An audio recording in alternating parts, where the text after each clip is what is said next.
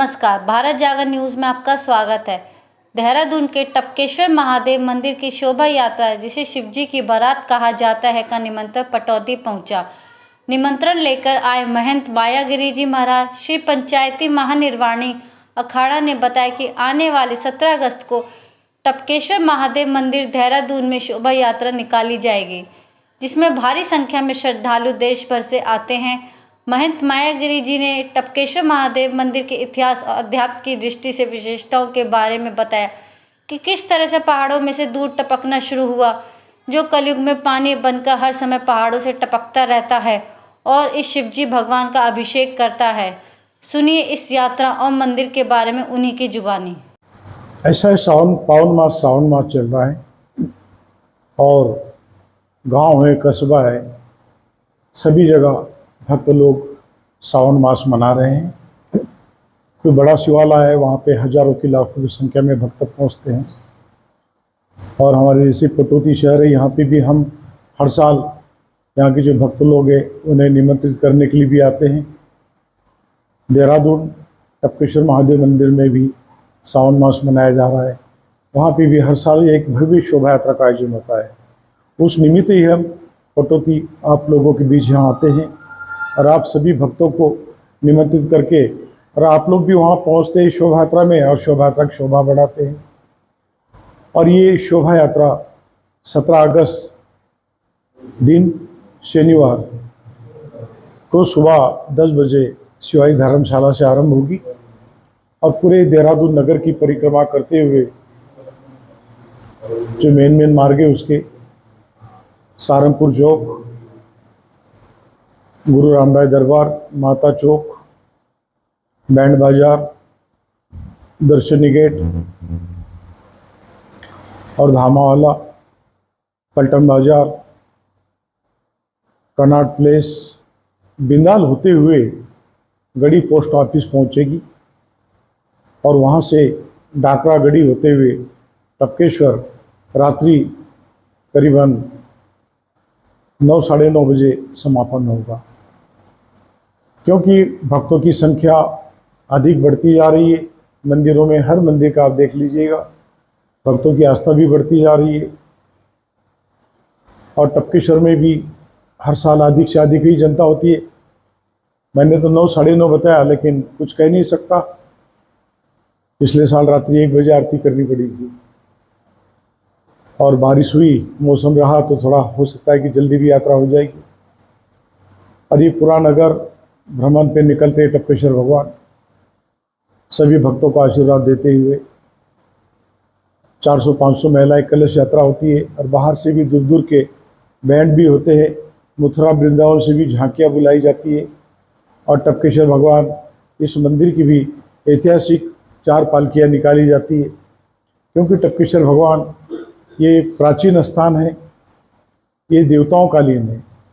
जिस दौरान देवता लोग इस देवभूमि पे जागृत अवस्था में रमण भ्रमण किया करते थे, उस दौरान देवता लोग इस गुफा में आके भगवान शिव का ध्यान किया करते थे।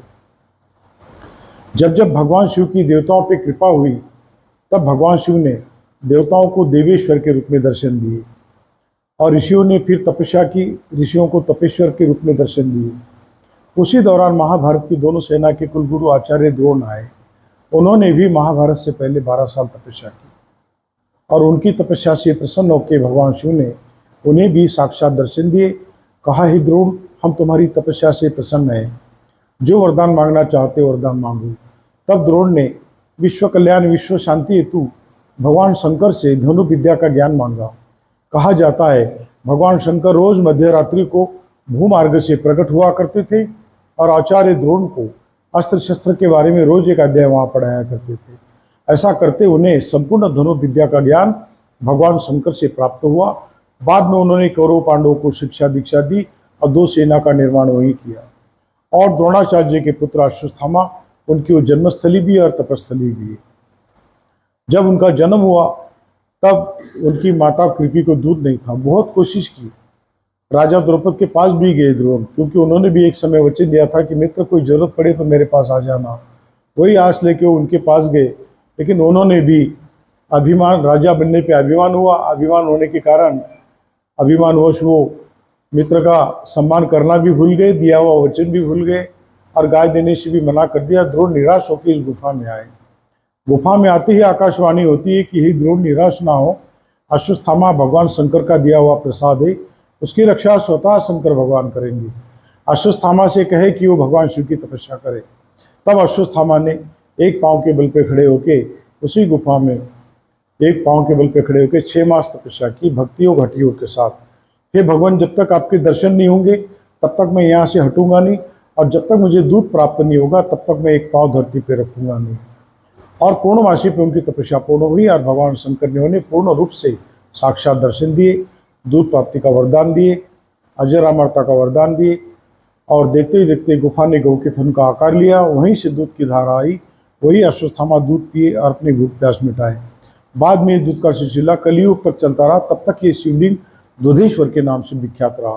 कलयुग के लगते ही उस दूध का गलत इस्तेमाल होना, भगवान का नाराज होना और जो दूध था वो पानी रूप में बदल जाना, हजारों सालों से ये स्वयंभू शिवलिंग के ऊपर निरंतर जल की बूंदें टपकती है और इनका स्वतः अखंड अभिषेक रात दिन होता रहता है। इसीलिए इनको आज टपकेश्वर के नाम से जाना जाता है। और द्रोणाचार्य जी के नाम से ये द्रोण नगरी देहरादून ये कहलाती है। और जो भी भक्त टपकेश्वर आता है, भगवान टपकेश्वर महाराज के दर्शन करता है, टपकेश्वर भगवान पात्रता अनुसार आज भी सबकी वहाँ मनोकामना पूर्ण करते हैं।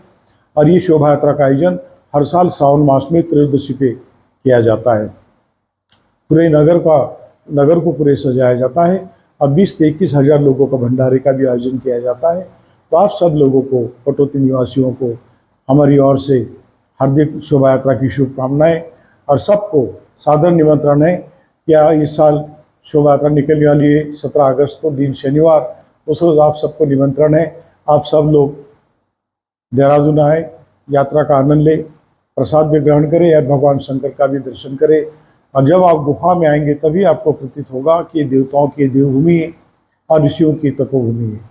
तो आप लोग आइए, आप लोगों को प्रणाम करता हूँ और शुभ आशीर्वाद देता हूँ कि आपकी सभी तरह से मनोकामना भगवान शंकर पूर्ण करे और आपके घर में सुख शांति सदैव बनी रहे। हरि ओम।